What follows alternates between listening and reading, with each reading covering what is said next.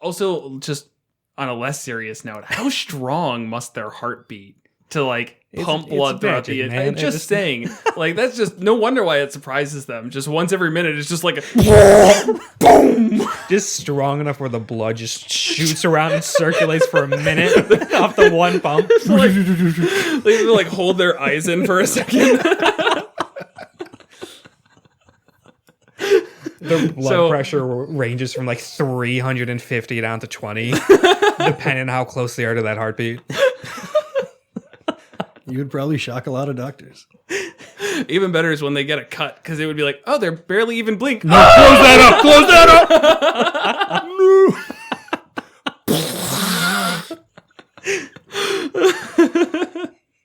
Instantly bleeds out. Oh no, all my blood. Welcome to Monsters in Multiclass, your Dungeons & Dragons fix. I'm Kevin Odie. I'm Jared Bornigal. And I'm Will Melton. And we'll be hanging out with you for a while to talk about anything and everything D&D related. This week we're taking a look at the Ranger Sorcerer Multiclass, and then later on the Deathlocks from Mordekainen's Tome of Foes. So pull up a chair and stick around.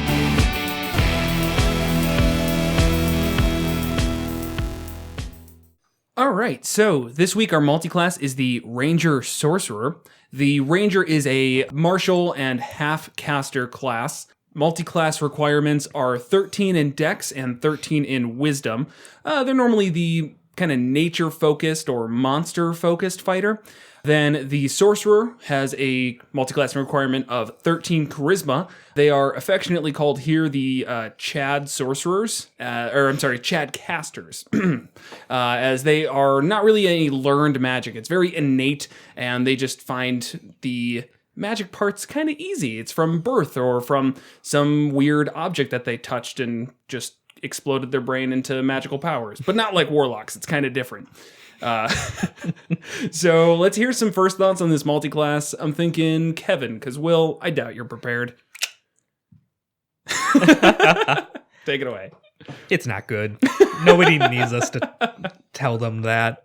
You have the Ranger, which is generally a not well-liked, kind of underpowered class. And then the Sorcerer, well, the hate for the Sorcerer is not as popular as it is for the Ranger. A lot of people in the community also really find the Sorcerer underwhelming. So let's take the two of these and mush them together with absolutely no ability scores lining up. Yay. There's some RP things which I think could be fun and little bits of stuff here and there, but anything I came up with, I could always think of, well, no, you should really just do this in this class instead. Right. Even from role-playing perspectives, I kind of got that vibe too. And yeah. I'm sure we'll get into specifics. Will.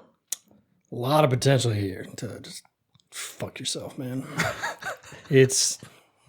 I said this before. This is not quite as bad, but these triple ability score classes, I think, are like overwhelmingly the majority are a huge, huge trap for you.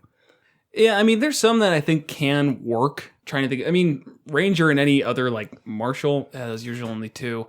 And you had the option to, use that Dex. Yeah. Okay. But this like. Charisma, Wisdom, Dex is just even out of the gate, that's a really dumb combo. The only saving grace is that your Wisdom modifier is probably not going to be extremely important. Like, yeah, you're going to need it at 13, which is, kind of a tax. It's a multi-class tax. But after that, it's like, well, what do you use your Ranger spells for? Hunter's Mark. That's about it. Yeah, and that's fine. That's perfect, whatever. But it's something that you have to get up just so that you can say you did it. Oh, man, Yeah, this will be a fun one. I think this might be... It's one of those things where the only time I could think you would do it is for the Will Meldon bitterness bounce out of Ranger. When you get to about level 17 in Ranger and you go, I don't want these last 3 levels. These are garbage. I don't want anything of this. Its capstone sucks. Everything sucks. Well, let me find any other class. And any other class is probably going to be better. But if for some reason you've got a good role-playing reason to go into Sorcerer, fine. I think going into Sorcerer can be interesting if you make it part of your character where you start getting this magic that you didn't expect and now have to deal with. So from there, yes, you can kind of make an interesting character, but I think it is entirely untied to the Ranger Sorcerer mix. It's just the fact that you're throwing in a Sorcerer now. I could see, like, in that situation, the bitterness bounce, or crapstone, as I've also renamed it. Ooh, crap stones. Yeah. Like kidney stones, but You've got that bitterness, and then you take sorcerer, and you never, ever use anything you got from being a sorcerer. Ever. Right. Maybe mage hand. I mean, first 3 levels in sorcery do get decent stuff. Depending on the one you go into. But let's talk about this situation. As a level 17 anything, do you? Wild magic. So Tides of Chaos, and then cantrips, which will immediately scale up to level 17. So I am talking about at level 17, dipping out and going into something else, but it doesn't have to be then. You can just recognize that you don't care about the last 3 levels of Ranger and just take 3 in Sorcerer, and you're probably going to be fine. You're getting more spells. You get whatever the subclass thing is. Like if you go the Draconic Origins, then cool, you've got your natural armor now, which probably isn't really worthwhile. Yeah, because as a Ranger, you're going to get medium anyways. It's really not worthwhile. Your decks will but it's probably there. be good. Wild Magic Surge. I say that's the big one. That's the always one for 1 level. You get Tides of Chaos, so you can give yourself advantage, and then it will come back either after it was a long rest. I can't remember if it's a short rest, or then if next time you cast a sorcerer spell, you roll on the Wild Magic table, and then it comes back.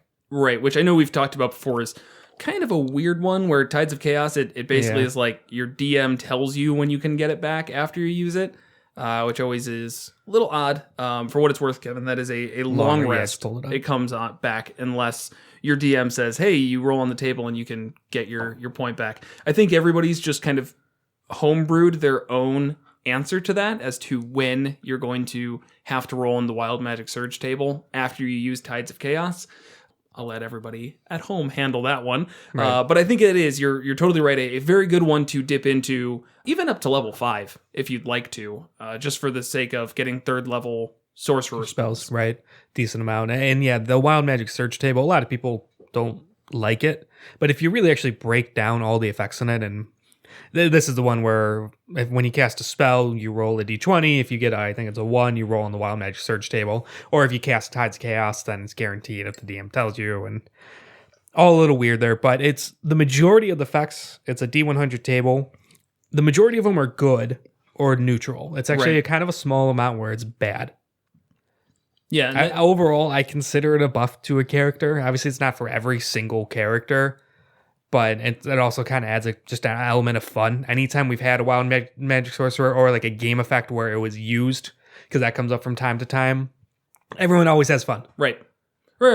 And I mean, looking through it again, it's definitely, it's weighted towards being a benefit. Because you can't just add a class feature that it's like, oh yeah, this is inherently bad. Which is why every time I see those like, oh, here's a Wild Magic Sorcerer table that has 1,000 different options. The D10,000. Right. And like, they're all just so silly. And like, it does ruin the class. It does, yeah. Yeah, when instead of, what is this? Up to 3 creatures you can choose within 30 feet of you take 4d10 lightning damage. I'd be ecstatic to get that. Right. Instead, your left toe turns blue. Yep. What's the next one? Your left right toe turns blue. Then it goes through all 10 toes. Right. And all 16 million colors. Yeah, then it goes back to your left toe turns yellow. Yeah. And then it goes through with your pants, your shirt, your left sock, your right Homebrewers sock. are the most creative people in the world. I think I have seen one before that was like, hey, this is a Wild Magic Surge table that tries to maintain that balance. Like I categorize them like this one, there's 60 good ones and 40 bad options on here. Now there's still that same percentage. All right, fine, whatever. Yeah. I still don't see a need for it because I feel like Right. like 50, which is what it currently has, 50 options is enough. It's fine. You're not Right. even going to have this happen 50 times in your entire game. Why does it need to be more random? Right. Yeah, especially then it's the more random stuff are usually just completely irrelevant. As much as people like to pretend that is interesting, it's like even the ones that the professionals wrote where you like all your hair falls out, like who cares? Well, I mean, I remember that. I think that's up to your table to make that cool I mean, and memorable. when our character turned blue, Yeah. because of Kevin's wild magicking, that was actually kind of funny, and we'd remember it every like 15 sessions or whatever. I would specifically try and bring it up because that's kind of the idea is if you don't bring it up, if you don't make it a roleplay thing, yes, it's extremely forgettable. But like But that was one of those ones that was easy to do. It's like, oh, he's 4 inches taller for the next 3.5 minutes. Right. Like that's not really shattering my expectations. Yeah. People just like tables, man. They do, and that's fine. I mean, they also like you grow a long beard made of feathers that remains until you sneeze, at which point the feathers explode out of your face. What if it was in character that you never sneeze? You'd have a beard of feathers for the rest of your life. That would look incredible. Like, yeah, majestic. It's really hard to get your beard to behave. It like puffs out and looks weird. Right. If you had feathers, like you'd look like a sleek pheasant. Everyone was like, wow, that guy could be in bird shows or something. I don't know if bird shows are a thing, but if there were. The reverse peacock. So, I tried to think of some like subclass combos here that would be particularly interesting for roleplay reasons. Let's talk about them. I don't think mechanically, I think we can really all agree, mechanically speaking, you are not going to get much from this. There is just not that much there. It's going to be very slim pickings where you get full spell casting, which is cool. You get meta magic, which is cool, but none of the sorcerer origins besides Wild Magic Surge is going to be very game changing. Shadow magic a bit, because at level 1. Not until you reach level 3. That's where you could cast darkness, spending 2 sorcery points to be able to see in it. Right. For any like martial character, that's beneficial because then you get advantage on them. We're not talking about the warlock. Next episode, we're talking about the warlock, and that's warlock fighter, and obviously it's going to come up, but we're talking about the ranger sorcerer. Right. We're talking about what makes this work. All right. For some reason, someone got like forced into this. A ranger being able to cast darkness that they could see in is beneficial because they'll get advantage in every one of their attacks. And I think you can combine it with the Gloomstalker for that extra edge. Right. Because that's like the Underdark Ranger. Right. Oh, and I can't be seen in darkness, or things that rely on dark vision I'm literally invisible to. It really wouldn't come up in this because it's magical darkness, so things couldn't see through it anyways.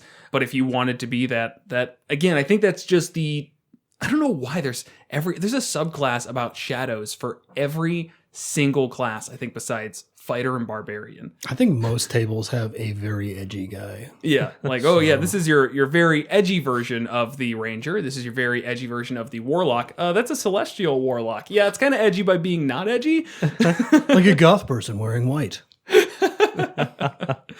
So, I think you're right. At 3rd level, being able to spend 2 sorcery points, you can see in this darkness. You can convert your spell slots into those sorcery points if you want to make that like a focal point of your fighting style, is casting darkness, running in there, getting advantage on all those attacks, disadvantage on you.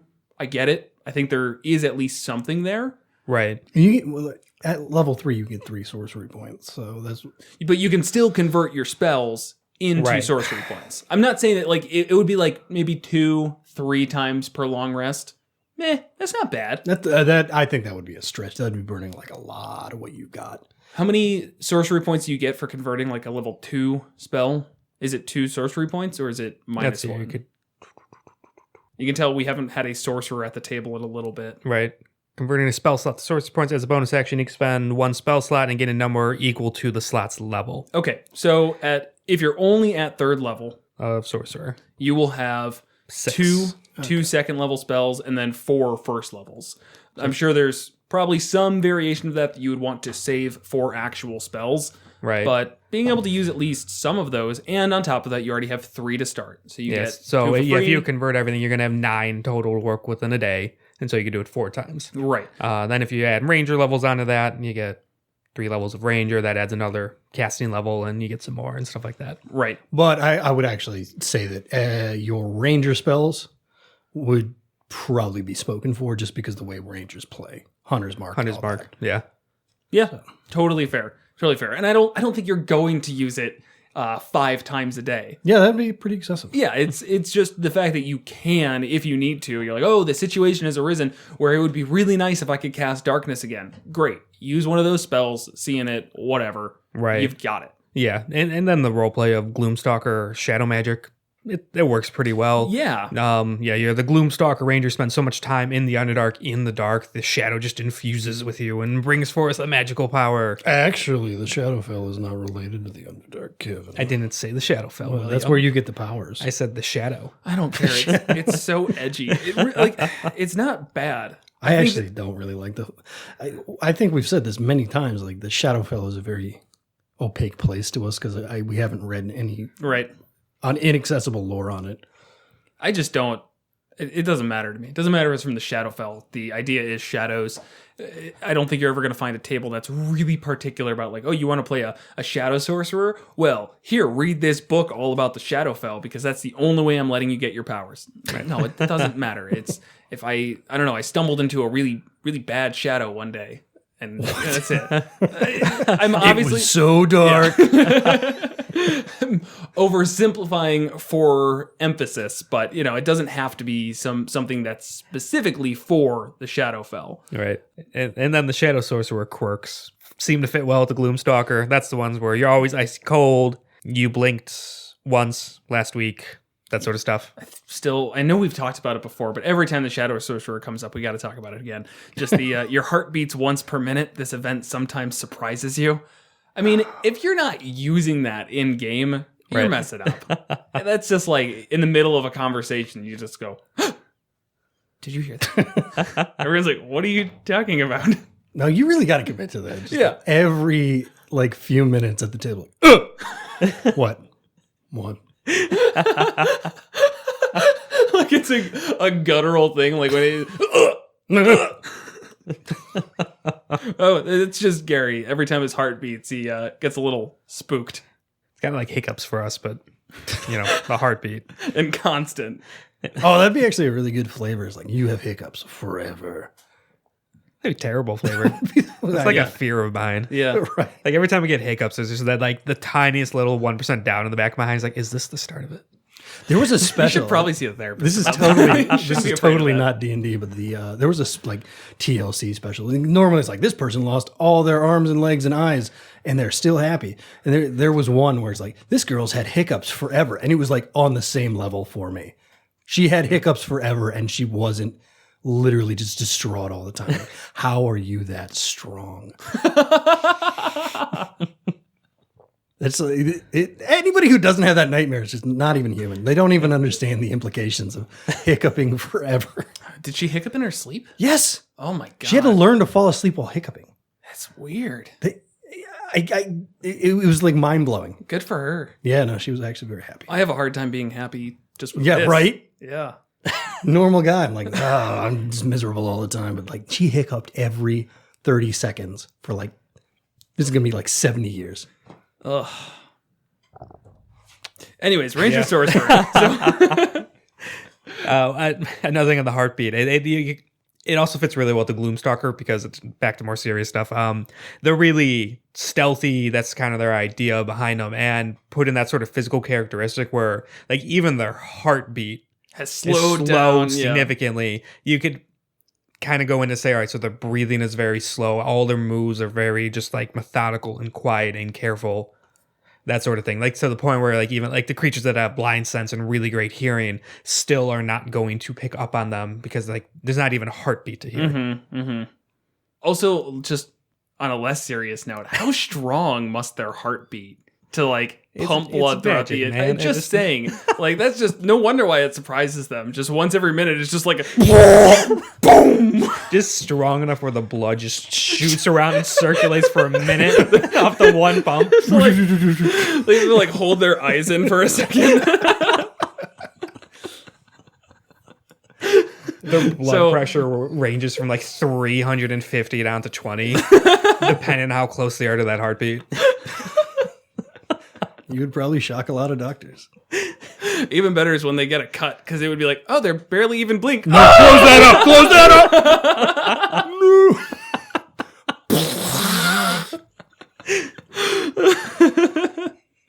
Instantly bleeds out.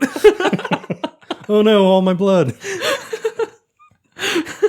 But as a shadow sorcerer, you have to be like really cool, calm, and collected. Right. Oh no, all my blood. No, actually, the one immediately above it on the quirks table is you barely bleed, even when badly injured. Well, okay, I like the fact that we're now just saying, like, this is, roll on this table and take one of the quirks out of 6. No, And we're like, all of them. take all of the quirks. Take all of the quirks and make your shadow sorcerer the weirdest person in the world. I mean, none of them like step on each other, It's like, okay, you blinked once last week. All right. You have trouble remembering that living creatures and corpses should be treated differently. Oh my God, these are so good. Yeah. I think one that people would probably underplay on that you'd have trouble remembering that living creatures and corpses should be treated differently isn't so much that you are treating corpses as alive. It's that you're treating alive people like they're dead. Right. And it's like, let me just cut you open real quick and take a look inside. Or It's even like, just like no. manhandle the person. It's like, Yeah. oh, look, a dead body. Let's search it. It's like, oh, look, a live body. Let's search it. Right. What's the difference? If it puts up a resistance, alive or dead, we'll kill it. And that'll be the same. It's not an issue. I don't care. Yeah. So the other one that I thought of that I, again, don't think mechanically is anything special, but could be at least potentially an interesting character, is going for the draconic origin and also being the hunter ranger and having a favored enemy of dragons. Play up that kind of, internal struggle of like, I come from dragons, but also I want to kill dragons because whatever reasons in the past. I know you sigh at everything I say, but that's still could make for an interesting It's character. Like, I don't know, it's kind of Naruto. Like, It's fair. It's fair. No. I honestly, even saying it, I don't think this is like some high tier writing that is coming out of nowhere and everyone's like, whoa, yeah. No, it's just, it could be something. And again, as we've mentioned before hundreds of times, tropes are much more fun when you play them at the D&D table and you're putting your own spin on it. all right. Compared to watching it in media. So here's like my counter signal to my own counter signal is you are X or Y dragon, you like chromatic or metallic, and you hate the other. That to me, like, it makes more sense. Fair. It isn't like that edgy story. Nope, that's fair. Okay. That's a good refinement on it. See, Yeah, that's there you go. why you don't that's why I don't. No, that's why I'm not allowed to play characters anymore. Yeah. Mechanically, though, so draconic resilience, I feel, is somewhat wasted on a ranger. So your hit point maximum goes up by 1 per level, so that's nice. That's always good, of course. But then the other thing of 13, your AC becomes 13 plus your dex. It's like ranger is going to have medium armor. It's I guess it would be nice to not have to rely on armor. Yeah, that sort of thing. Kind of like no going max back to either because medium armor caps out at +2 unless you take the medium armor feat, Yeah, but I think like the best medium armor is 15 plus 2 to dex, which would be 17 and if yeah. you got +5 in dex, you'd have 18. I know it's only one, but it's something, I guess. And then you don't have to fight. worry about it. Right, Yeah, right. There's always a situation where they get trapped or whatever and stripped of the armor, or if your table enforces not sleeping in armor and stuff like that. Right. Sure, it's nice. Kind of that argument for some of the monk kit where you just don't have to rely on equipment. Exactly. I don't think I would go up to level 6. I might. The elemental affinity, which is if you cast a spell of the color dragon you are, like red for fire, silver is cold damage. If you cast a spell of that elemental type, you get to add your charisma modifier to the damage roll. I don't 1 damage roll. to 1 damage roll. This only comes up in a couple of situations, but It's not that good. that's actually pretty bad. Like I think if I still agree that level 5 would be a good stopping point, just because you're at least getting 3rd level spells. But I don't see any reason to go to 6 just for that. The thing about 6 here is it's Warlock again is inspired by this. It is a cantrip spam benefit. Right. That's the reason cantrips scale so well compared to other things is they don't take that damage bonus from your primary ability. Now they do, so it's a little better. So I don't see a ranger getting any benefit from cantrips. Right. That's kind of my thought. It's like if you're a ranger, unless you're under level 5, you're probably better off making your normal attacks. Yeah, 2 longbow attacks be 1d8 each plus your dex. Right. Where this would make, so if it's 2 firebolt attacks, you'd be 2d10 plus your charisma. So I mean that would average higher damage, but then it's all or nothing, where the 2 attacks can be split. And You were also only getting the bonus once, right. Whereas the longbow gets it twice. Right, yeah. Mm-hmm. So now, and like this is one I know you're always like looking at me, but Warlock once again has their Eldritch Blast, which gets their charisma bonus, can target multiple people. Like if you're going to choose a cantrip to spam, it's not on the Sorcerer spell list. Especially if we're looking at a small dip into a charisma caster. Yeah, right. Like why would you not go Warlock? And I know like that's basically your catchphrase at this point is why would you not go Warlock? But I got to say it here. I can't think of a single reason why you would chase this over Warlock. Yeah, or Bard too. Or Bard too. Yeah. Especially for like Ranger Bard. I don't know if we've done that yet. I think we have, but I don't know go well anymore. together. I've given up on trying to remember. Yeah, there's too many. This is like episode 52, man. Yeah. Oh man. But yeah, for charisma casters, Sorcerer kind of seems to be the bottom of the list for Ranger, but that's not what we do here. No, it's not. It's not. But like every time I feel like I'm close to like a good kind of mix on this one. I'm like, oh, well, if you were Sorcerer already, why wouldn't you go like Paladin, or why wouldn't you go Fighter, or literally anything else? And if you were Ranger already, why wouldn't you go, again, Warlock, Bard, or any other caster, Druid? I mean... Yeah, then Wisdom lines up. Yeah. Cleric, yeah. I've got a really good idea. Okay. So we're thinking about this from the actual mechanics of D&D. Right. Let's just pretend there are totally different mechanics. Oh, okay. just right. for a bit. I'll Suffer with me through this. I'm strapped in. Imagine if, what is multiclassing? Multiclassing is a like 1-page section in the player handbook. Mm-hmm. Jesus, we have a whole podcast around Exactly. this. And it's kind of interesting. But like when you combine things in the real world, you don't get like, you sometimes get greater than the sum of their parts. Things combine differently. So if you had like an entire like chapter of weird combinations that worked, and Wizards of the Coast spent like, 100 man-hours trying to make the Ranger Sorcerer work, here's a potential option. Okay. The Hound of Ill Omen, from the Shadow thing, and a Beastmaster. You've got now like an edgy wolf as your companion. So like it could buff. Please don't boof anything.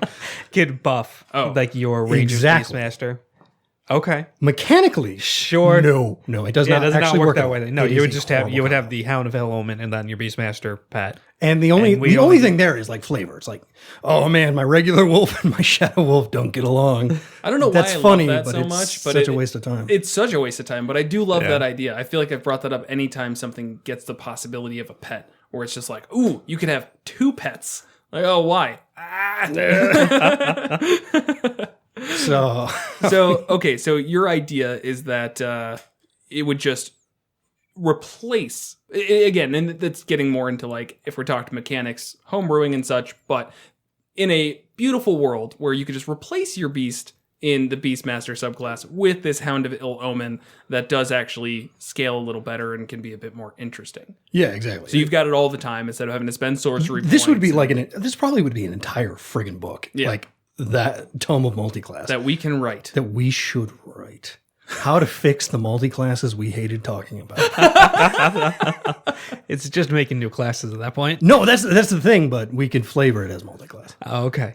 Well, it's just at the start, it's like you also need to like have your stats at these requirements. And then from there, it's its own class. Yeah. Okay. Even from a starting point, it no, it doesn't really work. It's a very shallow idea that I just came up with. That's fine. Should not happen. All right, another really small idea here. So what do sorcerers get a lot of spell-wise? What? Evocation spells. Oh, okay. And a wide range of elements. And I don't know this for sure. I haven't sat and counted them. Just kind of my gut tells me they probably have the biggest selection of elemental spells. Probably outside of wizard. I don't know. I always kind of took sorcerers as that's their thing. They do blast damage of all the different elements. Where sorcerers don't get any get spells else. that wizards don't. I think that's true. what you're right. saying Okay. is essentially every damage blasting spell that a wizard gets, the sorcerer gets 2. Yeah, that's fair. Okay, I forgot. Keep going with that idea. Yeah, though. I like where anyways. you're So going. they get a bunch. And then rangers always focus on certain terrains, and various terrains can have elemental affinities with them. So their favorite terrain is the desert, and then they dip into sorcerer and get a shit ton of fire spells. their favor trains the Arctic and they get a bunch of cold spells, and they could go the Draconic one and pick the appropriate elemental affinity and all that too. Okay. All right. It's That's small, but I mean, you can, with the hands of like a really good role player who really gets into that type of thing, they could probably make it somewhat fun. Also, in my Tome of Multiclass, they totally would synergize. You get like bonuses or something. I don't know, man. That would work with Storm Sorcery, maybe? Not really. Rangers can Rangers get a favorite terrain of coastal? Yeah. Probably. Yeah. I always hate how there isn't one that is just like ocean. You or, like, understand open that water. no hominid has ever been aquatically based, correct? In D&D? Yeah, I guess that kind of still works. Regardless, Sea trolls? you are correct. They are not situated there. There's a playable race that's like fish people. I forgot the name. Yeah, they're It not starts with a hominid, T or right? something. It's an Aquan. It's like no, that's the Trident, language. but Tridents. like Tritol or something. Triton. Triton? Yeah. Okay. Yeah, I mean, Storm Sorcery, we haven't talked about it all in this one. I think it always comes out as kind of a weak one. It's nothing like particularly interesting. You can move a little bit when you cast a spell without provoking opportunity That's good though. attacks. I mean, a fly speed of 10 feet. It's not bad. Yeah. Honestly, I kind of like it. Takes a bonus action, though, which as a ranger, a lot of times is going to be used for Hunter's Mark. Right. I don't know. That's getting into the specifics, but could mix that well with, I don't know, you're a ranger who spent most of your time on the coast and then something happened at sea. Now you've got some sorcerer stuff. What happened at sea? That's up for the individual character to decide. I'm here to spark the imagination, How about they got not ignite it. Let's just limit it to one thing. They got struck by lightning. All right, they got struck That's by the lightning. choice. I mean, how interesting is your character's backstory? Incredibly. Yeah, that's I just what haven't thought. revealed it to anybody, including the DM. That's why it's so great. So that's all right. So yeah, I mean that could work. Again, I think it's just every time we keep coming back to is like it's possible. There are things there. I think that I want to like it from a role playing perspective, but honestly, I don't like multiclassing into a sorcerer from a role playing perspective across the board. I don't know why I hate it so much, but I just feel like it's such a cop-out one because you're getting something special about you with literally zero investment. Almost every time. Wild Magic Surge, a little bit different, but like Draconic Sorcerer is just like, oh, I have dragon blood. Okay, cool. You're special. At least with like, again, the Warlock, at least you had to like sell your soul a little bit. Yeah, it was a choice. Right. Generally, unless like great old one, maybe not so much, but even still, you could very easily make it a choice. Right. That being said, I think we've talked about this before where you don't play it so much like, all right, maybe they are kind of the chosen one. They have something special, but through their actions and choices, they have to unlock that side of them. It's not just freely given. Right. And it's, yes. And that needs to be played up a little bit. Right. To play into kind of trying to understand what these powers mean and what it's done. But I don't know. Since we have kind of looked more into, to some extent, ignoring the lore of a subclass and allowing it to just kind of be whatever. For example, with your character right now, where it's like, weird magic stuff happened. And that would kind of be under the same realm of Wild Magic Sorcerer, but we're like, meh. Yeah, we'll move past that, and it's cool this way. Magic Paladin. Wild Magic Paladin, why not? I mean, I don't know. I guess I'm kind of going off topic there, but I just don't care about Sorcerer. It's not a great class. It's just one that I feel like some people really do love it. I personally have never once felt compelled to play a Sorcerer. I can see it. Like the appeal exists kind of like my affinity to Warlocks, but Warlocks are just so much better. I think I played one once. You played a Wild Magic Sorcerer at some point, right? And then you multi-classed. Then I had one. We had a Bard multiclass for like one level. It was a Right. really minor thing. Yeah. Yeah. Well. Yeah. Other than that, I think I'm the only other one who played it, and I did the Phoenix one because that was funny. Right, I remember that one. I like the Phoenix one. That kind of fell flat just from a class perspective, where the entire point was like, oh, you get fire spells. And it's like, well, so does everyone else. You know? It's You're like, good at fire spells. Right. And you really just like get so pigeonholed, and Then I'm like, hey, here, this thing has resistance to fire. And you're like, oh. I'm gonna sit this one out, guys. Right. I remember there was multiple times where people were like, can't you do literally anything else? And you're like, no, I made my character to just have fire spells. That was annoying. For roleplay reasons, another combination, the Monster Slayer and Wild Magic Sorcerer. Okay. Kind of two things there. So when I think Monster Slayer, I'm thinking someone who they have kind of a lot of tools in their kit, so to speak, to be able to tackle all the different situations and intelligently fight these monsters. You could argue meta magic is somewhat of a way to that. It's less physical tools in their kit and more they've mastered arcane to be able to sculpt it in a way to better fight these various monsters, come up with better, more unique strategies suited to the particular situation. Then again, that kind of goes back to, all right, Bard or Wizard would probably be better suited for that kind of toolkit feel, but if you're going Sorcerer, sure. And then in terms of wild magic, a Monster Slayer, especially one like an older one later in the career, I could see being extremely unhinged. They've faced all these terrible things, probably came close to death many times, investigated these monsters, revealing all these terrible, horrible, grotesque situations that affects people. And so they become kind of unhinged and unstable, and the physical manifestation of that is Wild Magic Sorcerer. Yeah, I see that. Okay. Will doesn't like anything. No. Don't worry. No, I mean, first off, I don't like anything, but like, I don't know. This combo's not doing a lot for me. It's not, but again, that's not what we do here. We don't give up.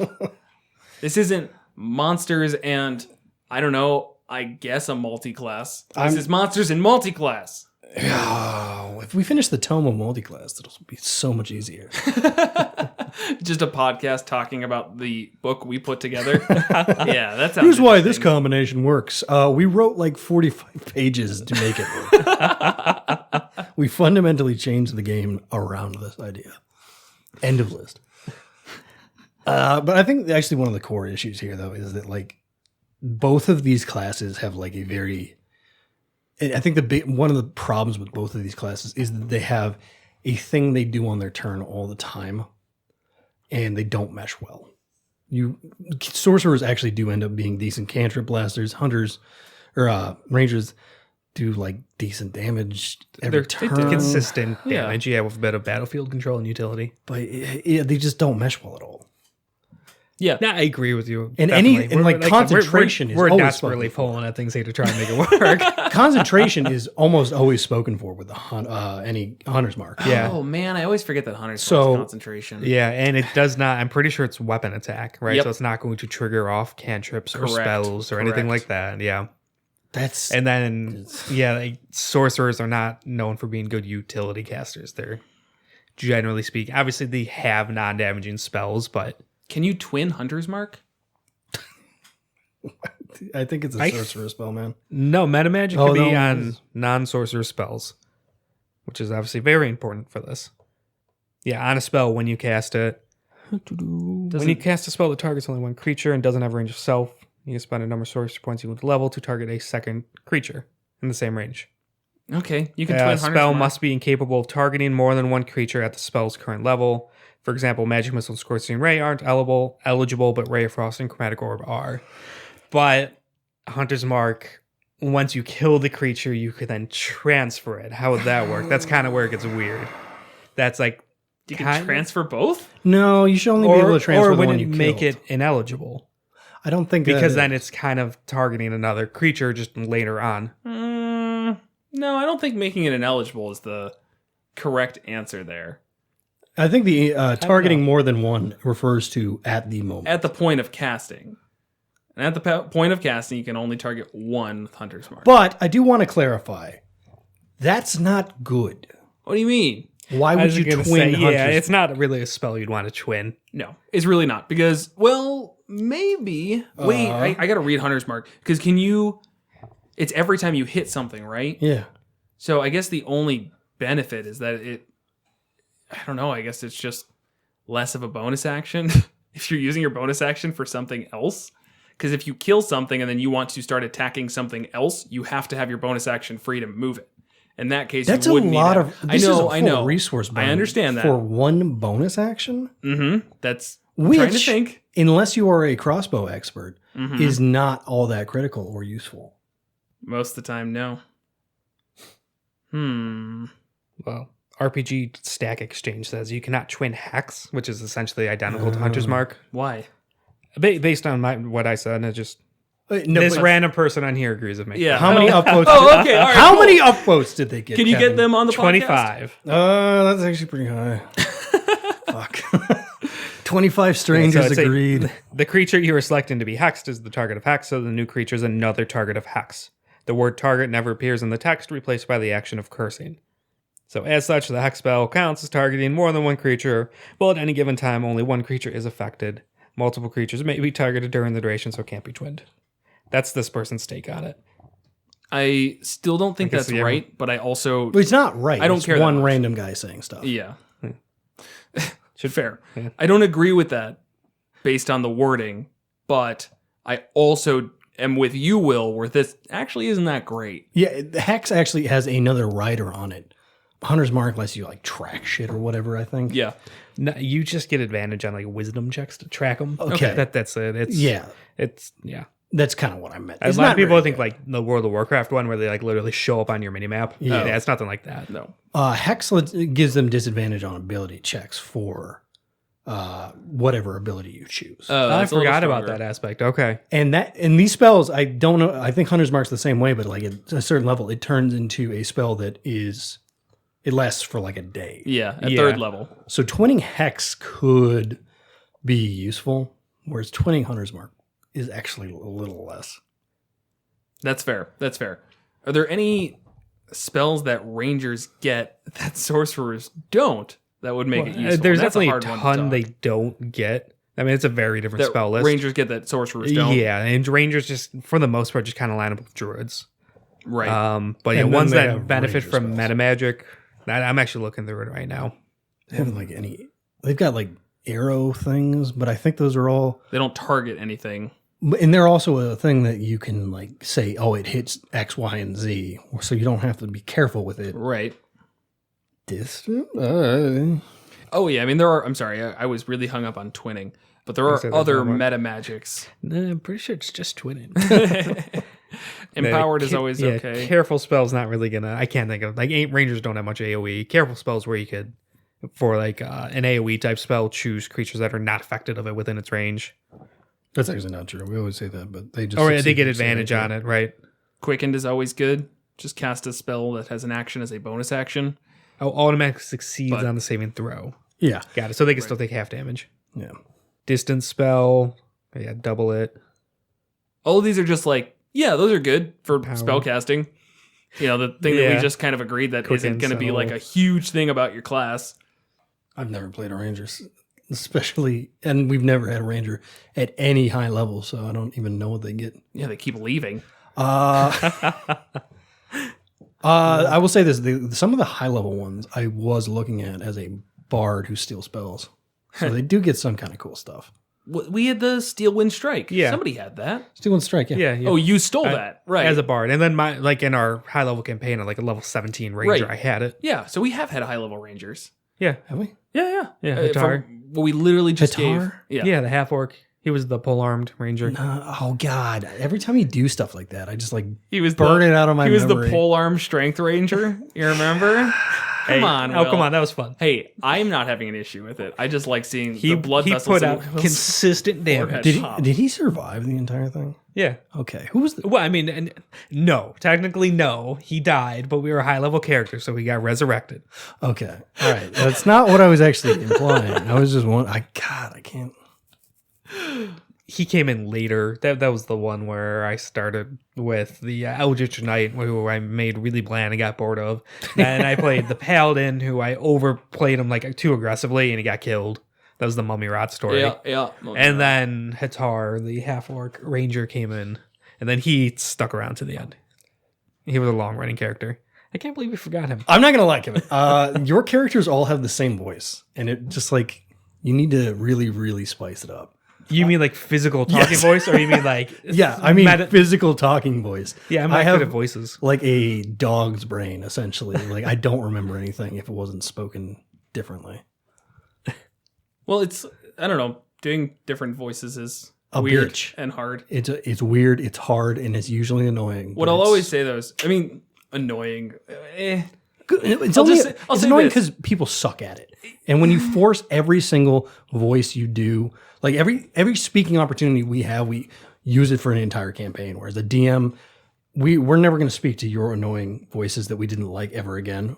So it just differentiated them and it's fine. But if everything you say is said in an accent you can't do, it does get kind of annoying. I'll say there's certain ways that you can differentiate your voice to, even though it's like subtle, like even Galatea, when I was playing her, I spoke differently than I speak right now. Yes. Because you need that like little bit of separation. I need that. It helps me get into character to just like speak a little bit differently. I'm totally with you. We are not voice actors. And if we tried to keep up like a consistent over the top voice the entire time, we'd probably fall short. But I don't know, if I'm going to play a half orc, I'm going to talk like this every time, every single time. And you guys are going to be like, 2 months in, like, oh, he's still doing that? I'm like, yeah, I'm still doing that. Oh, it's an orc. Yeah, that's fine. Because this is my half orc voice. I can't do anything else. You'd give up on that 2 months in. If You'd lose your voice. Yeah, that's no, I wouldn't. talking like that. Yeah, no, I can do that all day. Yeah. You can do that now. You can't. Yo, I can honestly do that all day. All right. don't- You have a job where you talk to people, so I challenge you. I Next client call. All the rest of the client calls for a month. You're going to talk like a half orc.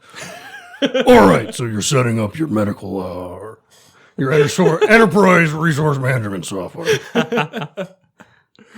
go over here and make sure to save your changes before you leave this screen.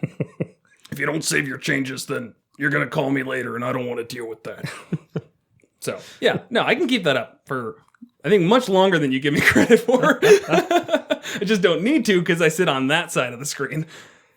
Regardless, I think that subtle changes to your voice are weird, and it's not something that we do a ton of, but it can be very helpful. Again, it's very helpful for me at the very least to feel more in character. I think you're even doing that right now with your current character. You do that with all of your characters, though. It just sounds like the same voice. That's fine. I'm not shaming you for that. It's just the truth. They all kind of talk like this. Oh, this is Embers.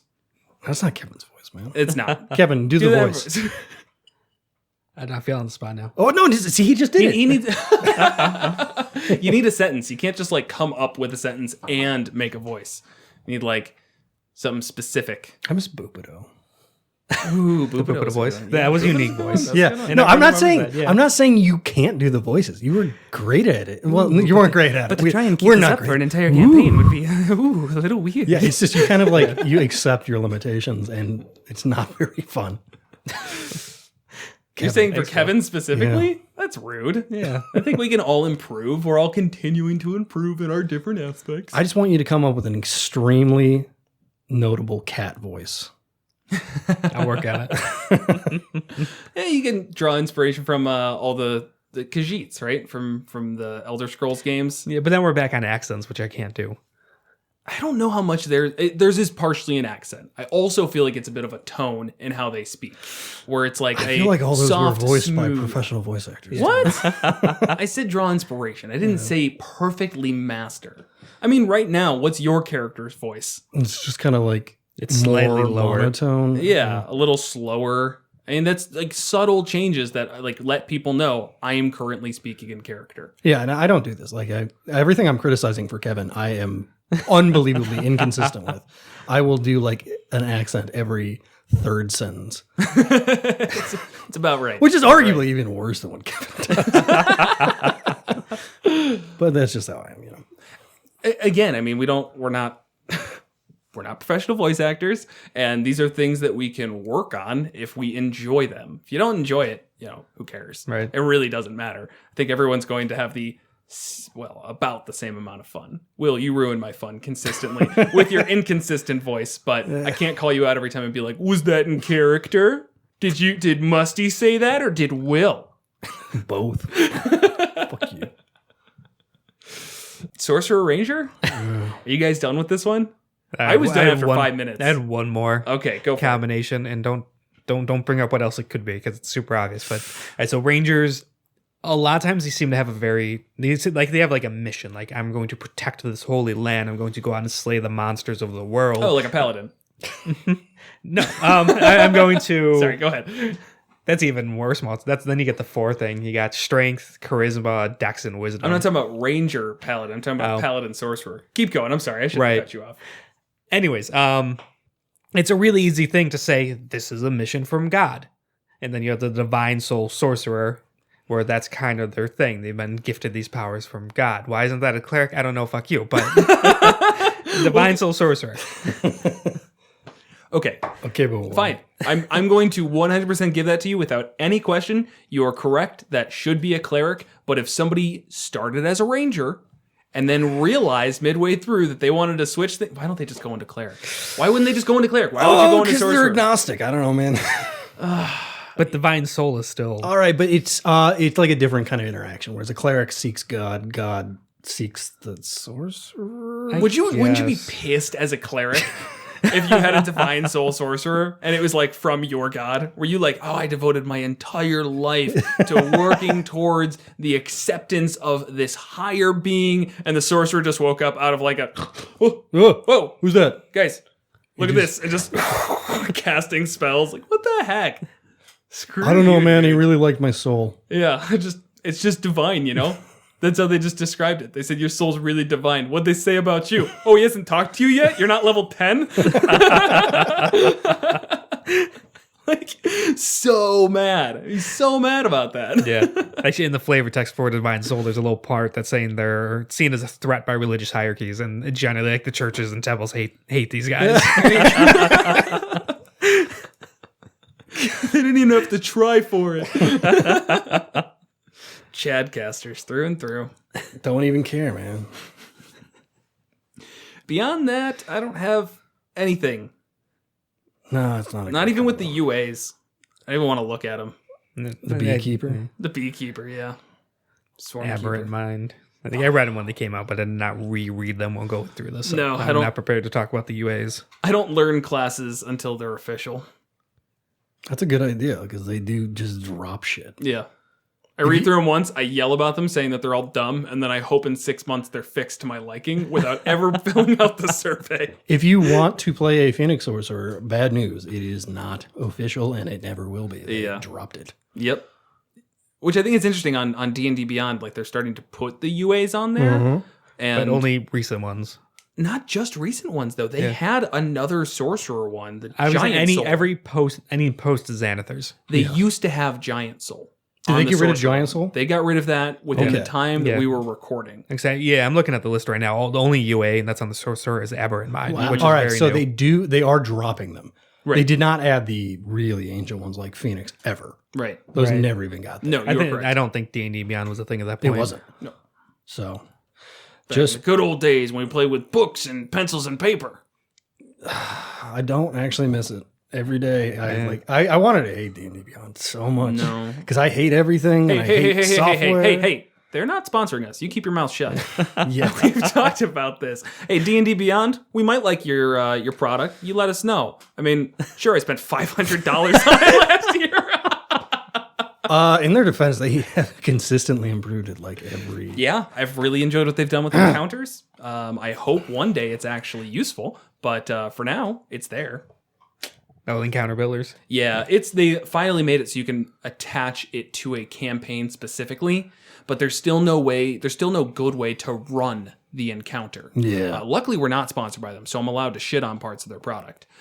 So like right now, it's like, okay, it pulls in the appropriate levels and we'll tell you if it's, easy, medium, hard, deadly. Right. And that's it. That's where it stops. Because there is a run the encounter section, and I really, really want that to be just like a very intuitive flow where you get to your encounter, you say, I want to run this encounter. It rolls initiative for all of your enemies. You can quickly put in initiative for all of your people, and then just go down the list. Keep track of your player's health if you want, whatever. Or maybe even you guys keeping track of it on your screen, decreases it for me. Yeah, awesome. Updates it there. So like I just have a central hub of this is the combat, and I can Now that click we're in the between each software one. section of our podcast, I had this idea because when I was running initiative for the 7 times I've ever DM'd, I'm like, this is the most, I fucking hate this, and it makes me want to put my hand through a wall.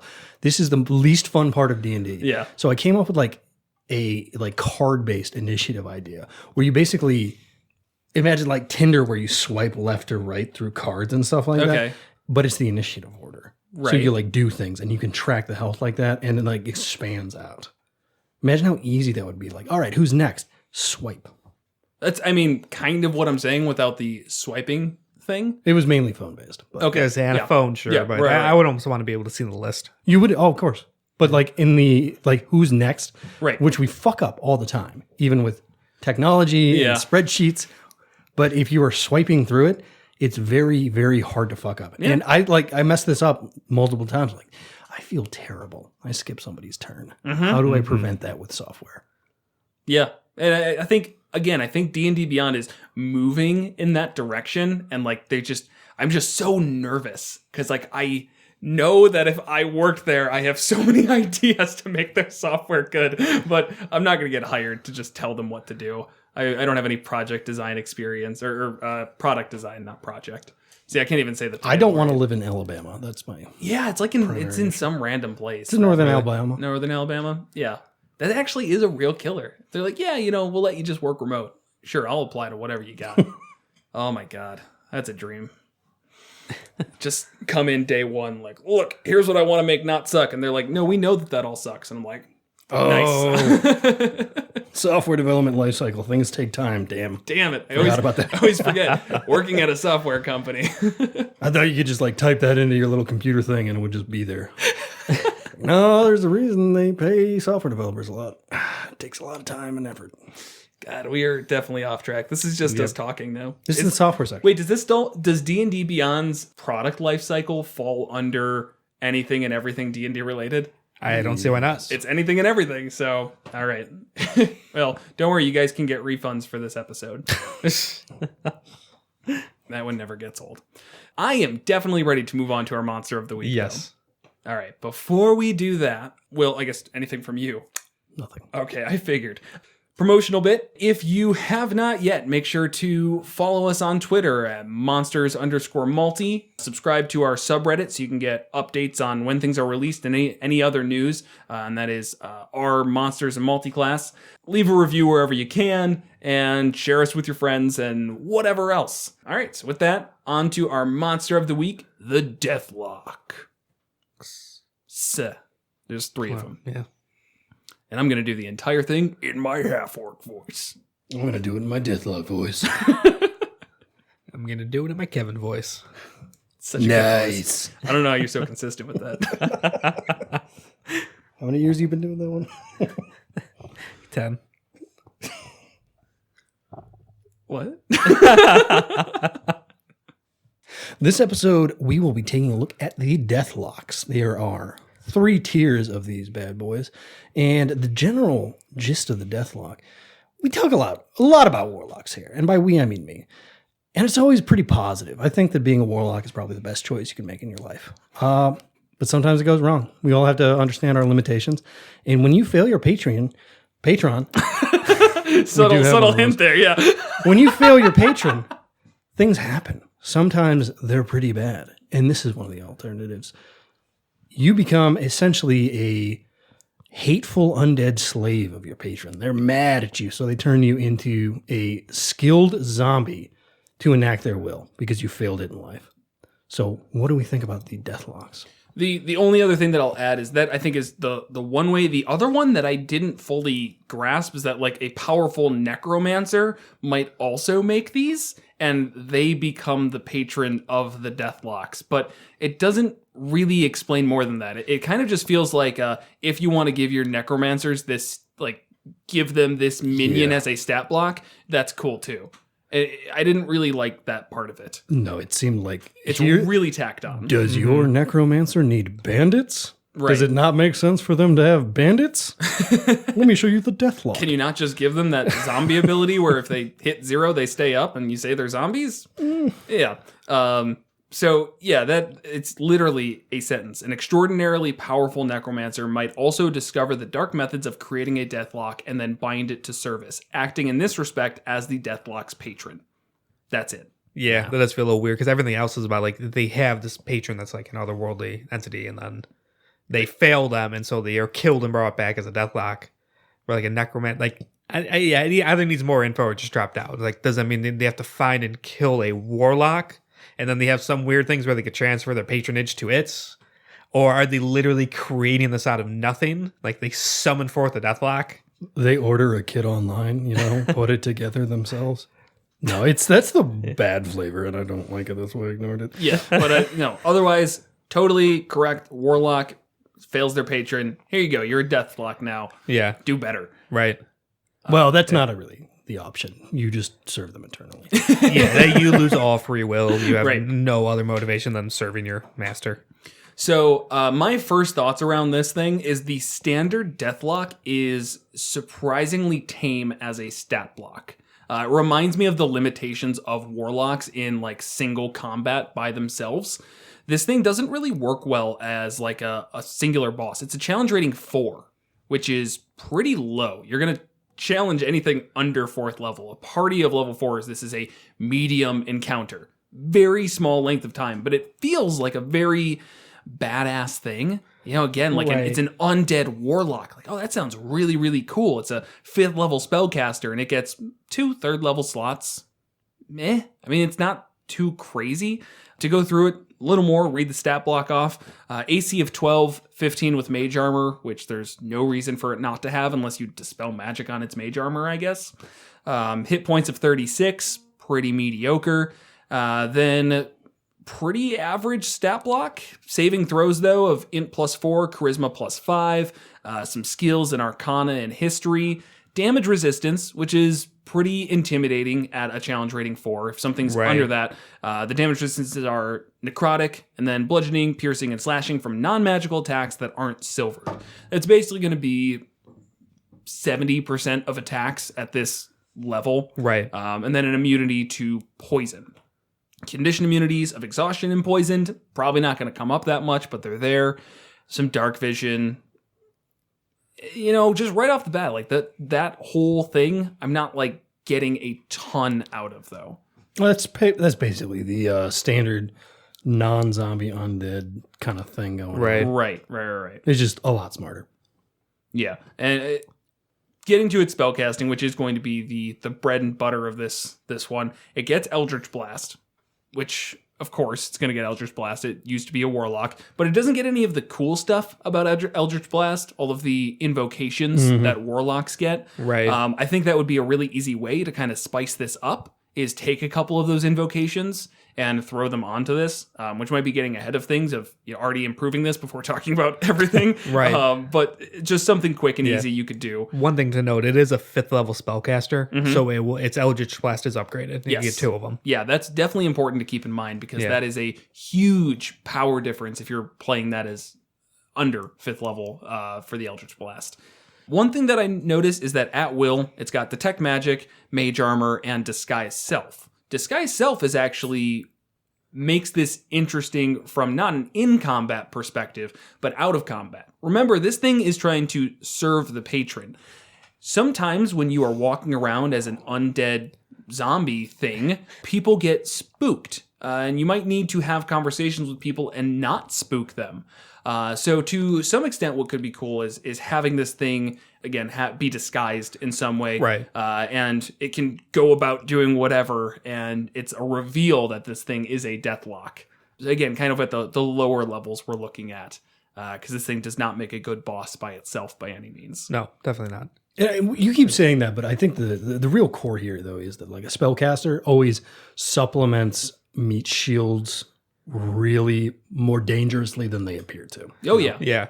Yeah, or especially like so they're fallen warlocks basically. So let's say they were fiend warlocks and they followed Orcus, who is the demon of the undead, basically credited with creating all of the undead. These Deathlocks then they'd probably have a lot of them, and then they'd probably all come with zombies and skeletons and other undead, and they're the kind of spellcaster to back it up. The smart ones that could disguise themselves and go into town. I see these things being used as a recurring enemy in a large campaign, where maybe the main goal of your party is to go strong enough to thwart Orcus's plans. And yeah, at the lower levels, when you're 2, 3, 4, 5, whatever, Orcus isn't going to be bothered to come himself and try and do anything, nor could he probably. So the Deathlocks are sent after you. and they're little zombie minions and all that, and then they kind of grow, and you sort of go through this different stat blocks to Deathlock Mastermind, and since they're intelligent, you play them intelligently. Right. This is definitely going to be a monster that you should be playing intelligently. Yeah, these are not a random encounter thing. You're delving a dungeon and there's a room of Deathlocks. Oh no, it's like there's better monsters for that. There's more interesting Where would monsters for that. Deathlocks have like a weird support meeting? Like I failed my patron, like anonymous. A dungeon, obviously. Yeah, right. So they're all having coffee and donuts and your party just breaks in and they're like, guys, what the fuck? As for its spells, it has some interesting ones. Arms of Hadar, Dispel Magic, Hold Person, Hunger of Hadar, Invisibility, and Spider Climb. I really like the Hold Person here. Right. Because that means, at this level, a Hold Person on 2 separate things, because it is cast at 3rd level, is definitely worthwhile. Kind of one of the hard things about a Warlock is they have such limited resource of spell slots that you need to be very careful with how you're using those spells. Right. I think the only 2 that really seem worthwhile to me to cast in combat would probably be the Hold Person and Hunger of Hadar, unless Dispel Magic came up in a very specific instance. Using Invisibility to, again, make yourself invisible, using a 3rd level spell slot for that, for just an attack, seems really wasted. Right. Arms of Hadar is going to be a single target damaging spell, whereas Hunger of Hadar isn't. I feel like that spell just doesn't come up too much, but it's really cool and super edgy. Arms of Hadar is actually multi-target, but it's within 10 feet of you. It's basically... Oh, okay. No, you're right. Out of you. You're right. So that's your like escape thing. So that's very situational. Right. Because this guy, like you said, this guy does not want to be in the proximity of your heavy hitters at all. Right. But Hunger of Hadar, just to kind of go over this, because again, I don't feel like it's a spell that's brought up too often. But you basically like cast darkness to, I don't know, a very limited level. But it also just makes it like kind of this void that warps fabric of space, and the area becomes difficult terrain. Any creature that starts its turn in the area takes 2d6 cold damage. Any creature that ends its turn in the area must succeed on a dexterity saving throw or take 2d6 acid damage as milky otherworldly tentacles rub against it.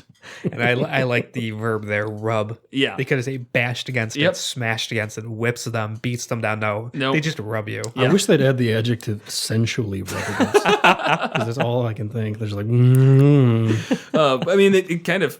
Yeah, it does that too, because in the description, this void is filled with a cacophony of soft whispers and slurping noises that can be heard up to 30 feet away. Just, like, it's right there. It almost is sensual. Yeah, they lead you all the way to it, but they don't say it. The reason we don't see that spell is because I think it is Warlock exclusive. That's literally it. No, there's no other like subclasses that get it as special, just Warlock. Right. And unfortunately... as we see here, Warlocks get 2 spell slots, like, until high levels. What if you hold Person on 2 people, and then Hunger of Hadar on those 2 people? Are they both concentration? I know Hold Person is. Ooh, they are. But if you've got 2 Deathlocks, then you're fine. But no, you're totally right. Those are both concentration, so that's a... And I'll also add that concentration is also usually spoken for in a Warlock, because Hex is usually... That's why we don't see it, is because the player is probably better off hexing and Eldritch Blasting the entire battle. Ugh. Yeah. God. But they don't have Hex. Exactly. And this is not the player character. No, and so there's also, probably going to be a handful of them. So, one 3rd level Hold Person gets 2 of them. The other one, Hunger of Hadar, right on top of them. Oh, yes, being paralyzed in the slurping Blinded. whisper darkness while milky tentacles rub you. And soft whispers in the distance. And you're cold. Yeah. And you're cold, I guess. And also it's like much lower temperature than you would like right now. No climate control in the Hunger of Hadar.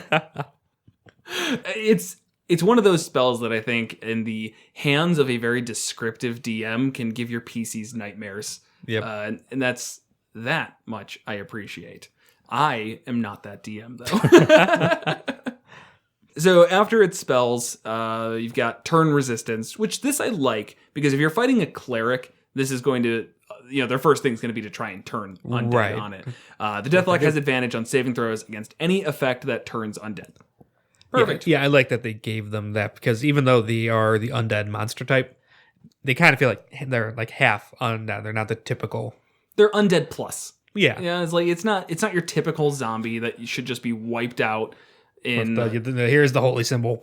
Right. Be gone! Oh, they have to follow that because they're dumb. This guy's got an advantage on that. And then lastly, it has its Deathly Claw, which is, I guess, if you let them get too close and don't use Eldritch Blast, I wouldn't use this for any reason. No. But it does +4 to hit, 2d6 plus 2 necrotic damage. You always got to have an melee attack. That's not where you'd use an. You always have to have a melee attack. I was going to say something else. Obviously, I switched. So I'm glad it has something. I'm glad that it's necrotic damage because that seems fitting. But who cares? Yeah. It's there. Use Eldritch Blast. You're going to use Eldritch Blast. Yep. The next we have the Deathlock Mastermind, where this is, if these start working together, there could become a hierarchy within them. Am I screwing that up? That doesn't sound right now. I'm saying it out loud. You're kind of right. Yeah, powerful Deathlocks recruit lesser creatures to help them carry out their missions, and in the capacity to become the masterminds. Yeah, these are challenge rating 8s. They are really just kind of like a souped up version of the standard Deathlock. 13 AC with 16 with mage armor, which again they would always have, so that bumps up 1. The health jumps up a lot to 110. And keeping all those same resistances too. Yep, all the same resistances. They now have perception +4 as well. Saving throws of int and charisma +5 and 6 respectively. Same senses and everything. Yeah, their innate spell casting with Detect Magic, Disguise Self, and Mage Armor, which is at will, I think, all of it. So you said something about the invocations. They don't have that powered up Eldritch Blast. Right. If you pay attention here, you can see the invocations are there. Yeah. Mage Armor at will is an invocation, Right. as is Disguise Self. You're right. Well, except for... Oh, okay, yeah, same. The original one has that too, but... They're just the lamest invocations. They're the medium lames. Yeah. Yeah. The medium lames. So one thing that really interesting to note, the Deathlock Mastermind technically does not have Eldritch Blast anymore. Oh. But one of its actions, and I'll jump back up to the spell, is Grave Bolts, which is really actually a souped up Eldritch Blast. Okay. So it kind of replaces it. And it actually takes it beyond even what a Warlock could get with invocations. So it's a ranged spell attack. It's an action. +6 to hit at to 120 feet. 1 or 2 targets. If it hits, it does 4d8 necrotic damage. And if the target is large or smaller, must succeed on a DC 16 strength throw or become restrained in shadowy tendrils for 1 minute. And then they could use an action to try and break it. So, in a sense, that upgrades their Eldritch Blast. It's kind of better than what a PC would actually be able to get. Yeah, and for good reason. That's actually extremely powerful. Yeah. And cool as hell, Yeah. to be honest. You know what I did notice, though? It's so it only has 2 5th level spell slots. Right. And all of the spells that we just talked about are gone. The Hold Person doesn't have this. And this can be changed around and probably should be. We'll talk about the patron-specific spells in probably a little bit here. But Hold Person's gone, and They have Hold Monster now. which you can't upcast. It's better in the sense that you can use it on creatures, but who is this thing fighting? Your PCs, yeah. which you want Hold Person for. Right. So in that case, that's a total downgrade. A 5th level Hold Person, Well, that's I think that's worthwhile. actually why they did it. But that's fine, because at this level, a DC 14 spell save, someone's going to succeed on that. Right. You cast it on the whole part. If they don't, then you can remake the save at the end of your turn. I know, but as a DM, and you accidentally hold person your entire party as they're surrounded by the minions, it's like, oh shit, you're all gonna die, guys. Yes, it's pretty infrequent that everyone's Start making a gonna new fail. character and roll better next time. I think that's fine. That's fine. Like, seriously, I mean, you should know that balance going into it, and I think that's important to keep in mind. But the chances of an entire party failing their spell save on the initial casting and then failing the subsequent turns, every single turn, for the extent that you just get TPK'd, that's just bad luck. And you can't account for bad luck in D&D. You can try, but when you get rid of the DM screen. when you get rid of the DM screen, you can't account for bad luck. If you fudge rolls, then you can. We're talking to 2 DMs that are really, really, really dice worshippers. So. Sorry, We've had that talk. I'm not a fun worshiper. This game's not about fun; it's about challenge. Challenge is the fun. Here's a combination that I don't know if you know, but it can see in magical darkness. Yes. Invocation. Yep. And it's got darkness. Yep. That's really hard to pass up. Definitely is. So the issue is that you're casting darkness at a 5th level spell slot. That's how warlocks work. Oh, I hate that. Yeah. It's so much. It's such a big cost. Is it? It's how That's warlocks how work. warlocks It's just This is why I hate warlocks. They're a bad class. I stand by that.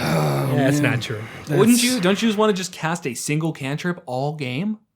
Well, it's a great cantrip, buddy. Listen here, pal. I still stand by. I think adding invocations to this would make for a more interesting fight. Even if it is adding to the Grave Bolt, maybe I don't know if you tried to use that for Eldritch Blasts. But I'd say that you get some freedom there. If you're like, well, they don't really need, detect magic at will. Maybe there's a different invocation that I'd like them to have. You can make this an underwater one, by giving them that one invocation that lets them swim. Oh, yes. Learn to swim. Yeah, I forget which is. Your worship of Satan has granted you the ability to not drown immediately when you enter water. Wow, that's so dope. Here's one. One of my favorite ones is Tomb of Leviticus, which gives you 1 turn temp HP as you basically turn into a block of ice. Think like May Overwatch. Oh, yeah. And things can beat on you, and they can actually get through this, but they probably won't. You get a shitload of temp HP. Right. So you can, as a reaction, just negate everything going around you. And then you come out of it and, You're still surrounded. You're fine. But luckily you put up your wall, separate. Oh, no, that's back to May. But no, that is definitely a good one. And I think that's a much better choice than any of the Eldritch Blast ones, because they're fun and they're okay, but there's a lot of fun ones that don't make a lot of mechanical sense as a player. No, I totally agree. You can fuck around with this thing. This is like disposable warlocks, essentially. Right. So definitely on board with that. I'm not on board with using Crown of Madness as a 5th level spell. Don't use Crown of Madness as an any level spell. It's kind of not great. Actually, I would say on a PC. For a PC to have as a spell to use their spell slots on, probably not that great. To be used on a PC, it's kind of scary. It basically takes over the PC. It's kind of like a domination light, where then the caster can make them make a melee attack against someone in their vicinity, and they lose their action doing that. And we put that on your paladin or your barbarian with Great Weapon Master. And the flavor is fucking phenomenal. Yeah. Too. Oh, the crown on their head and the madness in their eyes. Yeah. This is actually probably the one opportunity that you will have to use Crown of Madness. Yeah, I saw, as a Deathlock Mastermind, I used the shit out of that. It's kind of perfect. Well, twice. Fair enough. Okay. I think the Mastermind, I think, would need to be kind of a multiple encounter thing. Shit ton of minions, all that. Lower level 4 or 5 party with a bunch of minions in the Deathlock Mastermind. And then as things start going south, the Deathlock Mastermind runs away. They dimension door, they fly, and they whatever, and they leave. Yeah, that's the intro. Both these that we've talked about, the Deathlock and the Deathlock Mastermind, have surprising escape capabilities for what they are. Yeah. Oh, okay. Yeah, that's a good point. I really see these things as a team of monsters that are kind of the big bad evil guys, right hand guys. Yeah. We're a group of individuals. And they kind of annoy the players throughout the campaign. And then you kind of hit that midpoint of the campaign where you finally defeat them because you're not powerful enough. And that's a nice midpoint reward. And now you shift, and now you're directly dealing with the big bad evil guy. Something like that. Right. Pacing. Yeah. Not to throw in for the psychological aspect of this, because it's not going to be that important, but I can see these things almost developing a pathological desire not to fuck up again. Oh, you know? Okay. Yeah. Okay. So them running away kind of does make sense. They're I can't fucking die again. Last time I died, they turned me into a Deathlock. What's going to happen if I die again? Right. I don't think freedom is in my future if I die as a Deathlock. So, I could see that going some direction. That's a good point. That's a really important idea when playing them. It's just they are going to be very committed to succeeding. They're not, again, they're intelligent. You got to play that up a little bit. They're not just running into this as I'm going to hit you until you're dead. Right. It's no, I have a specific goal that I need to succeed at. And if that means letting you live this time, great. I'm going to let you live this time. But next time I'm coming back with a much bigger army ready to fuck you up. Right. And it's 14 and 15 intelligence respectively. So it's not NAGPA levels of 20 and stuff like that. Right. But they are working for some sort of extremely powerful entity that very much might have that level of intelligence to back it. Especially if they were like warlocks to who's the main Asmodeus? Yes. Like that's Asmodeus' whole thing. He's the most like clever, intelligent person thing alive who thinks 30 step ahead of everybody. And so, they themselves might not be coming up with those crazy levels of stuff, but they could be acting out orders. Yeah. Along that. Something I think we need to bring up right now is they do get patron specific spells. Yes. And we kind of skipped that, but this does expand what they can do a lot. Yeah, I mean, even the Fiend Patron, which would be Asmodeus there. Right. You get a lot more of the damage dealing stuff. Wall of Fire, Fireball at 5th level, Hellish Rebuke, which I love. Scorching Ray at 5th level. Right. Eesh. I mean, it's just a bunch of ones that I look at those and I go, ooh, that's going to hurt. And there's no reason, like I know that patron specific, that's going to be probably like the big mastermind. And I believe that the normal Deathlock can get the patron specific stuff as well. They do, yes.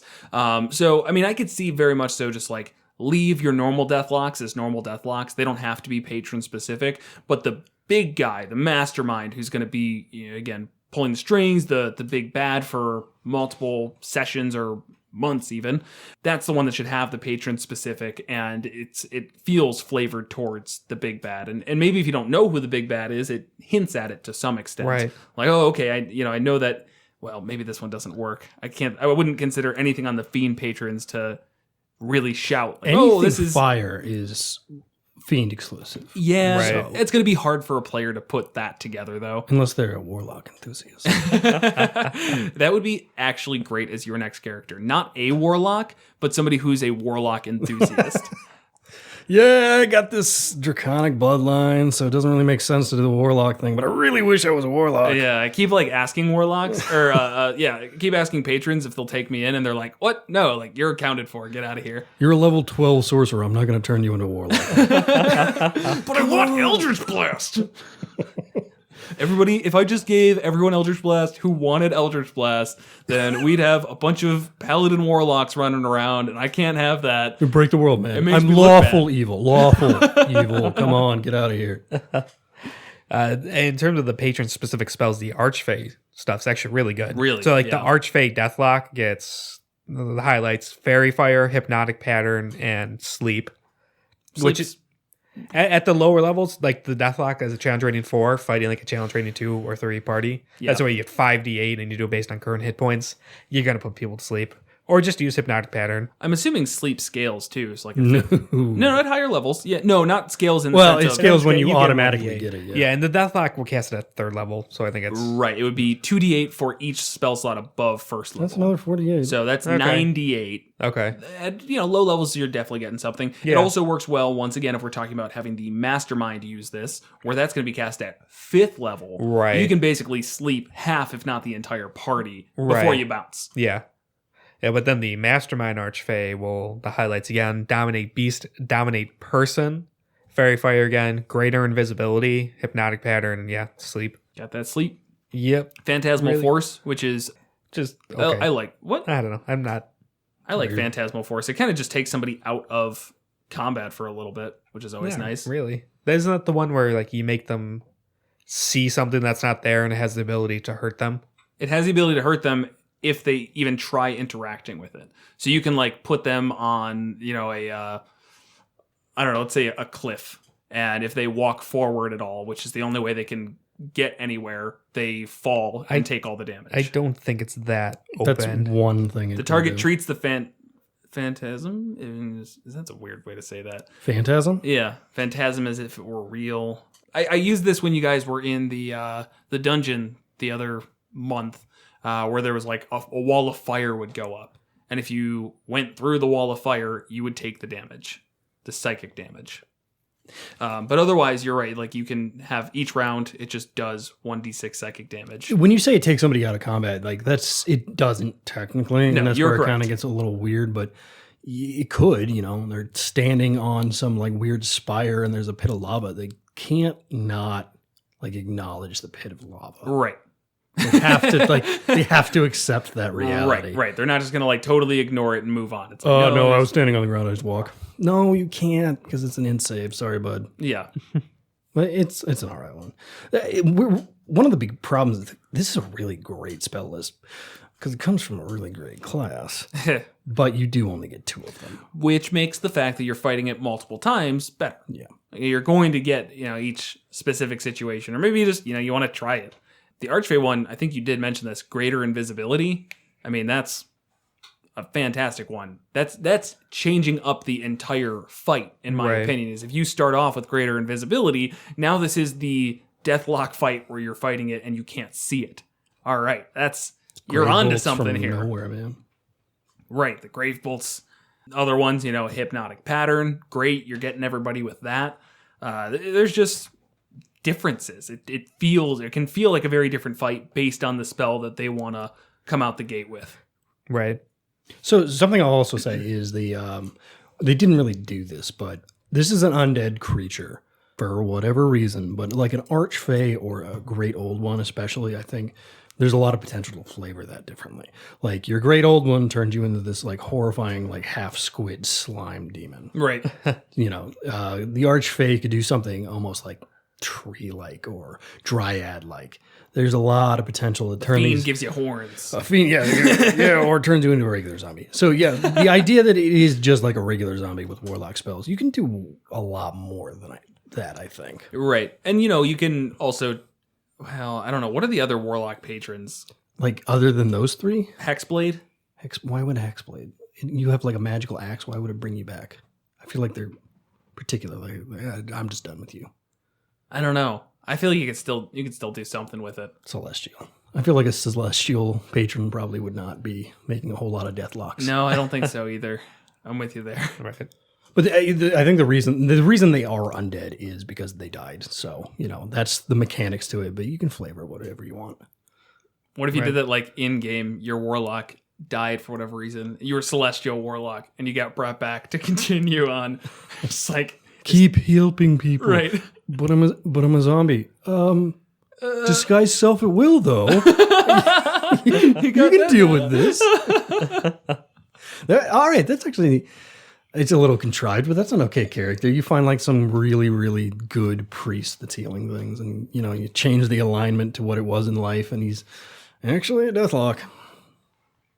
It's something. It's something. It's something. All right, so enough of that. Let's move on to the Deathlock Wight. So this is almost kind of the mob. What's the word I'm looking for? Just like an MMO term, mob is that, not so much D&D. It's just I know that's the only way I can. The cannon fodder. There we go. The cannon fodder of these of this grouping, where it's a challenge rating 3. It's kind of in some ways a toned down normal Deathlock, but it's souped up wight. Yeah. Which one is it? Both? It says it exists in an odd state between being an undead wight and a Deathlock. And it's not that souped up. It's basically a wight with a few flavor additions. Right. It's mainly there just to, I don't know, be a nuisance, I think. It would pair really well with either of these Deathlocks in order to just have a little more on top. Right. So their main thing is they still get the mage armor. They don't get too much in this way of spellcasting, but they do get a hold person, they get a misty step, and they get a fear once per day each.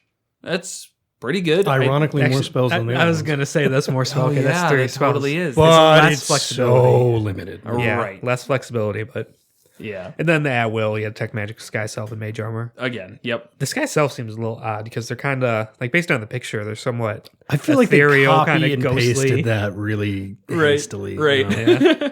But like at the same time, if like you could have it be the army strolls into town and you're like, oh, just a normal army. And it's like, no, those are all Deathlocks. Every single one of them.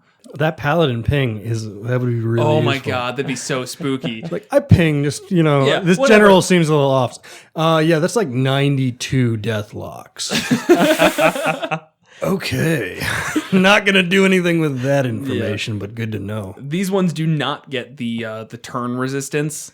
Oh yeah. Which is fitting. Again, they are a little bit more lower class in that regard.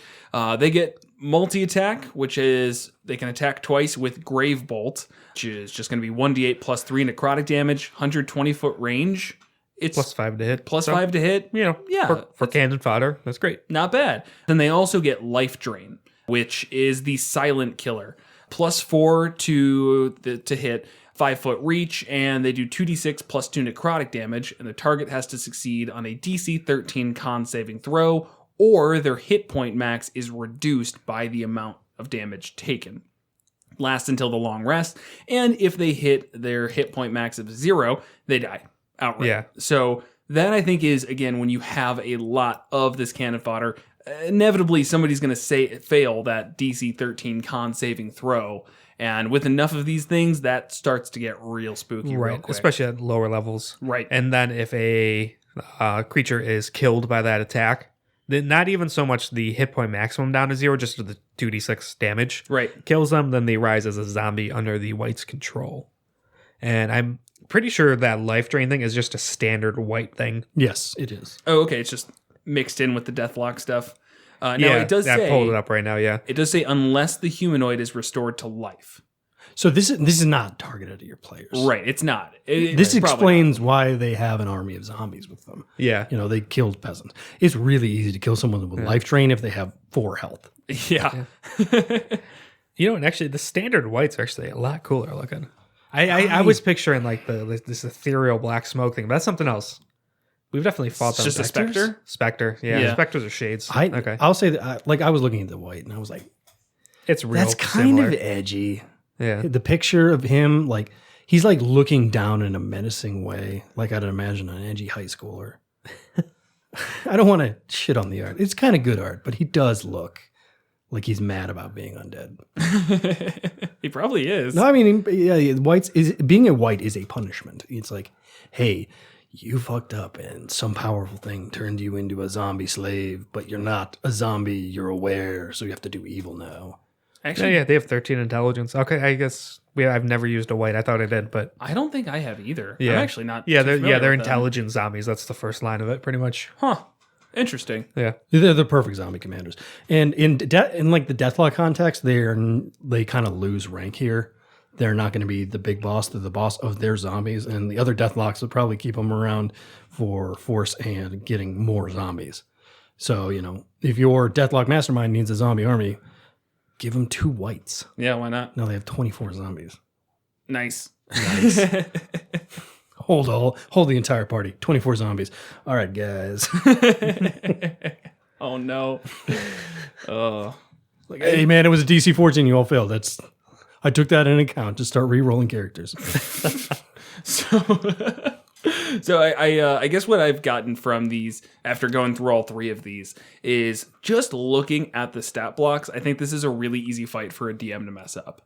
I think this is one that you can kind of roll into, look at the stat block as it is, use it as just like, you know, a miscellaneous encounter that somebody knocks up against. But then like really trying to look at how you should use the spells is what can set this apart from being a mediocre fight to an extremely memorable fight. Using that idea of, you know, minions as well as escaping from the fight to make it a long-standing thing is going to be important to making this again like feel meaningful and interesting. I guess what I'm saying is if I was looking for a challenge rating 4 thing and I found a Deathlock a year ago, I'd have messed this fight up so bad. Yeah, they're so easy to nuke. Yeah, like 2 turns. But 36 health, yeah. They're I like them because I think a lot of the spellcasters in the monster manuals are kind of really annoying to play because you've got so many damn slots, and so many damn spells. Right. In this situation, you set it up, you've got 2. So any DM going into the fight probably already knows what they're going to cast. Right. And that's easy to remember, you know. So that's actually why I like Warlocks. There's just like, I hate thinking. It makes my head hurt. I want to have 2 spells. I want them all to be the same level. Right. And I want them to be good. You know, just that's all good stuff, man. And then I want to blast for the rest of the turns. And this is a perfect NPC to do that. There you go. Yeah, spellcasters are a little tough to run. I always find myself just basically setting up the first 2 or 3 turns of what I expect them to cast, just to make sure that I'm not like scrambling and taking forever to be like, oh, what would be the best right now? It's just, I know you guys, so I know what I'm going to, what I expect you to do, and blah, blah, blah. I like to look that over. This one, you might not need to do that as much, but just don't start with Spider Climb. That would be the DM who doesn't notice how many spell slots there are. They start it off and they're like, all right, I'm going to go with Spider Climb, and he's going to climb up to the ceiling, and he's going to turn invisible, and shit. I got to read this one. All right. Anything else about the Deathlocks? No, Nope. This is I think they actually are a great addition. This is a great thing to add as like a bandit style alternative to whenever you're fighting. Yeah, I like it. Yep. Cool. Thanks for listening. Next time on Monsters and Multiclass. Join us next time as we discuss the Fighter Warlock and the Flail Snail from Vovo's Guide to Monsters. Flail Snail. What? That's not. What the fuck?